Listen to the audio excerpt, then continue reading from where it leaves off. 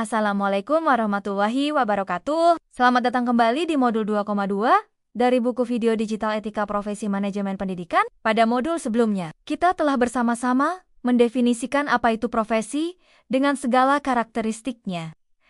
Dan apa yang dimaksud dengan profesionalisme sebagai wujud perilaku dalam menjalankan profesi tersebut, khususnya dalam konteks pendidikan. Kini, kita akan melangkah lebih dalam. Pertanyaan yang akan kita jawab dalam modul 2,2 ini adalah, mengapa etika profesi menjadi begitu krusial dan mendesak secara spesifik bagi para manajer, administrator, kepala sekolah, pengawas, atau siapapun yang memegang peran kepemimpinan dan pengelolaan dalam institusi pendidikan. Dan, terkait erat dengan itu, kita akan membahas peran fundamental mereka sebagai teladan etis bagi seluruh komunitas yang dipimpinnya. Kita telah membahas di bab 1, mengapa etika itu penting secara umum. Namun, bagi seorang pemimpin atau manajer pendidikan, urgensi untuk memahami, menghayati, dan menerapkan etika profesi memiliki dimensi dan bobot yang jauh lebih besar.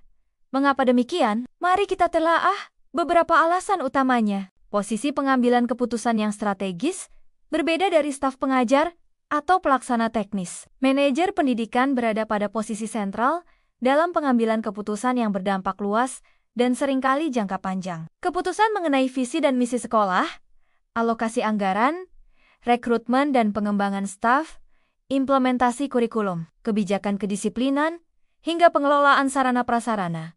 Semua ini berada di tangan atau setidaknya sangat dipengaruhi oleh para manajer. Kesalahan atau pelanggaran etis dalam keputusan-keputusan strategis ini akan memiliki efek domino yang bisa merambat ke seluruh sistem institusi dan mempengaruhi nasib banyak orang. Oleh karena itu, landasan etika yang kuat mutlak diperlukan untuk memastikan keputusan yang diambil tidak hanya efektif, tetapi juga adil, bijaksana, dan bertanggung jawab. Pengelolaan amanah sumber daya, institusi pendidikan, baik negeri maupun swasta. Mengelola sumber daya yang tidak sedikit mulai dari dana, sumber daya manusia, aset fisik, hingga sumber daya non-fisik seperti kurikulum dan data. Manajer pendidikan adalah pemegang amanah atas pengelolaan sumber daya ini. Etika profesi menuntut adanya integritas mutlak dalam pengelolaan amanah tersebut.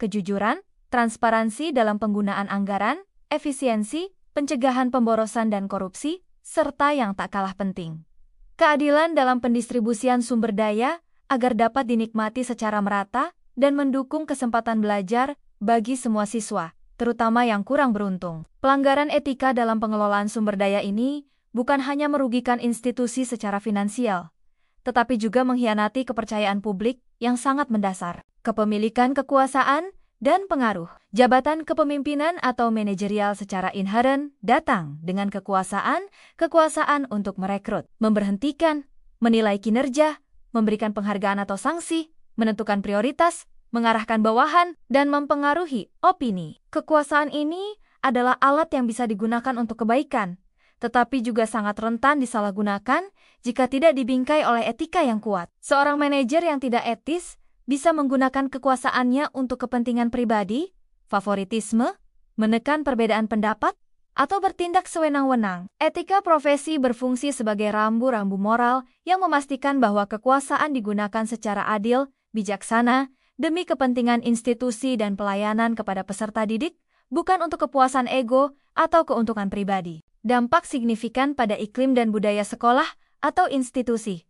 Salah satu peran terpenting seorang pemimpin adalah membentuk budaya organisasi, perilaku, nilai-nilai yang ditunjukkan, prioritas yang ditetapkan, dan keputusan-keputusan yang diambil oleh manajer pendidikan akan secara langsung membentuk iklim atau suasana kerja dan belajar di institusi tersebut. Fenomena ini sering disebut tone at the top. Jika pemimpin menunjukkan integritas, keadilan, kepedulian, dan transparansi, maka nilai-nilai ini cenderung akan menular dan menjadi norma perilaku bagi seluruh warga sekolah. Menciptakan lingkungan yang positif, saling percaya, kolaboratif, dan aman secara psikologis. Sebaliknya, jika pemimpin permisif terhadap perilaku tidak etis, menunjukkan standar ganda, atau bahkan melakukan pelanggaran etika sendiri, maka ia akan menciptakan budaya sinisme, ketidakpercayaan, intrik, ketakutan, dan bahkan mendorong munculnya perilaku menyimpang lainnya di kalangan staf maupun siswa. Budaya etis tidak tumbuh secara kebetulan, ia harus dibangun secara sadar dan dipelihara secara konsisten oleh pemimpinnya. Keniscayaan menghadapi dilema etis yang kompleks. Dunia manajemen pendidikan penuh dengan situasi abu-abu, di mana tidak ada jawaban hitam putih yang mudah. Manajer seringkali dihadapkan pada dilema etis, situasi di mana nilai-nilai moral yang sama-sama penting saling bertentangan. Atau, di mana berbagai pemangku kepentingan memiliki tuntutan yang berlawanan. Contoh, bagaimana menyeimbangkan hak privasi siswa dengan kebutuhan untuk menjaga keamanan sekolah. Bagaimana berlaku adil kepada semua guru dalam penilaian kinerja ketika sumber daya untuk penghargaan terbatas? Bagaimana merespons tekanan dari orang tua berpengaruh yang meminta perlakuan khusus bagi anaknya? Bagaimana memutuskan pemotongan anggaran yang akan berdampak pada program penting? Dalam situasi seperti ini, aturan hukum atau kebijakan tertulis mungkin tidak cukup memberikan panduan. Disinilah pemahaman mendalam tentang prinsip-prinsip etika profesi dan kerangka kerja pengambilan keputusan etis menjadi sangat krusial untuk membantu manajer menganalisis situasi secara jernih, mempertimbangkan berbagai perspektif,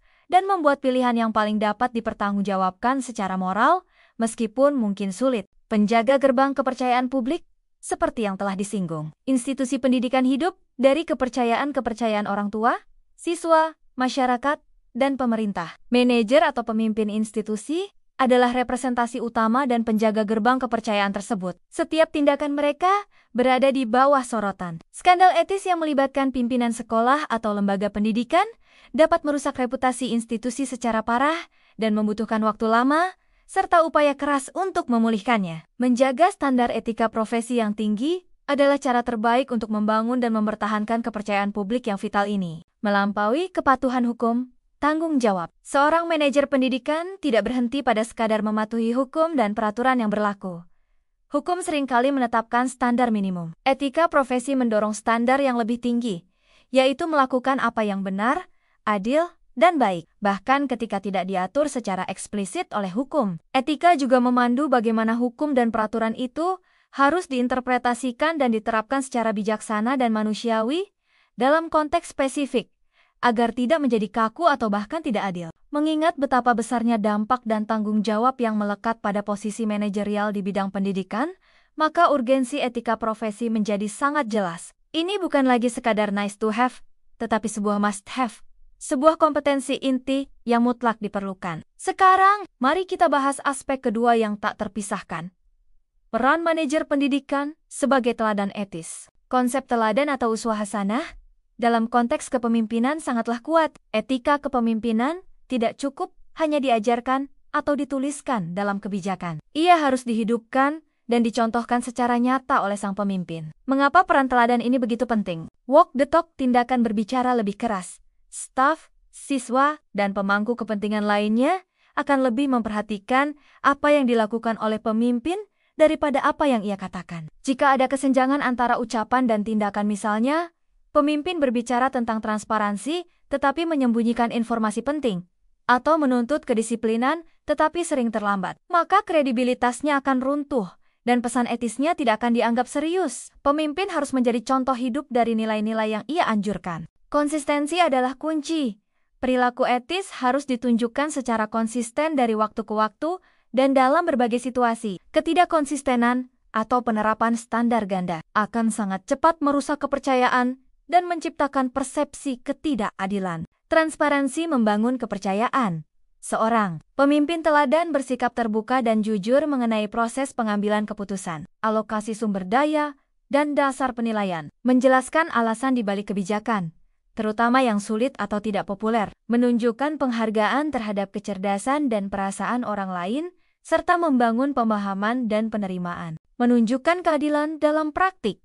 Teladan etis terlihat dari bagaimana pemimpin memperlakukan semua orang secara adil dan imparsial, tanpa favoritisme, nepotisme, atau diskriminasi berdasarkan latar belakang apapun. Keadilan dalam memberikan kesempatan, penilaian kinerja, distribusi beban kerja, dan penegakan aturan adalah pilar utama. Memiliki keberanian moral. Menjadi teladan etis terkadang menuntut keberanian untuk melakukan apa yang benar meskipun sulit, tidak populer, atau bahkan berisiko secara pribadi. Ini bisa berarti menolak tekanan yang tidak etis, mengakui kesalahan secara terbuka, menegur atau menindak perilaku tidak etis dari orang lain, atau memperjuangkan prinsip keadilan meskipun mendapat tantangan. Menunjukkan akuntabilitas pribadi, pemimpin yang etis tidak hanya menuntut akuntabilitas dari orang lain, tetapi juga mempraktikkannya pada diri sendiri. Ia bersedia bertanggung jawab atas keputusannya, mengakui jika melakukan kesalahan dan belajar darinya, serta menerima kritik atau masukan konstruktif sebagai bagian dari proses perbaikan. Aktif membangun kapasitas etis, komunitas. Peran teladan bukan hanya pasif, tetapi juga aktif. Pemimpin etis secara sadar berusaha menumbuhkan kesadaran dan kemampuan etis pada seluruh anggota komunitas sekolah. Ini bisa dilakukan melalui diskusi terbuka tentang isu-isu etis, penyelenggaraan pelatihan etika, pengembangan kebijakan yang mendukung perilaku etis, menciptakan saluran yang aman untuk melaporkan pelanggaran, serta memberikan pengakuan dan penghargaan bagi perilaku yang menunjukkan integritas tinggi. Ia berperan sebagai guru etika bagi organisasinya. Sebaliknya, apa konsekuensi jika seorang manajer pendidikan mengabaikan etika profesi dan gagal menjadi teladan? Dampaknya bisa sangat merusak, mulai dari hilangnya kepercayaan staf dan masyarakat, rusaknya reputasi pribadi dan institusi, potensi masalah hukum dan tuntutan, menurunnya moral kerja dan produktivitas, terciptanya lingkungan kerja yang toksik dan penuh konflik, hingga dampak negatif langsung pada kualitas pembelajaran dan kesejahteraan siswa. Pada akhirnya, pengabaian etika oleh pemimpin akan menggerogoti fondasi institusi pendidikan itu sendiri. Jadi, sebagai kesimpulan untuk modul 2,2 ini, kita dapat menegaskan bahwa etika profesi bukan sekadar pelengkap, melainkan elemen yang sangat urgen dan fundamental bagi setiap manajer atau pemimpin pendidikan. Hal ini disebabkan oleh posisi strategis mereka dalam pengambilan keputusan, tanggung jawab pengelolaan amanah sumber daya, kepemilikan kekuasaan dan pengaruh, dampak besar pada budaya organisasi, keharusan menghadapi dilema kompleks, serta peran sentral mereka dalam menjaga kepercayaan publik. Lebih dari itu, mereka memikul tanggung jawab moral yang mendalam untuk menjadi teladan etis melalui tindakan nyata yang konsisten, transparan, adil, berani, akuntabel, dan secara aktif membangun kapasitas etis komunitas yang dipimpinnya. Pada modul berikutnya, Modul 2.3, kita akan melihat salah satu instrumen penting yang sering digunakan untuk memandu perilaku profesional, yaitu kode etik profesi, termasuk yang relevan bagi para pendidik dan manajer pendidikan di Indonesia. Terima kasih atas perhatian Anda. Semoga pembahasan mengenai urgensi, etika, profesi, dan peran sebagai teladan ini semakin memperkuat komitmen kita untuk menjadi pemimpin pendidikan yang berintegritas. Wassalamualaikum warahmatullahi wabarakatuh.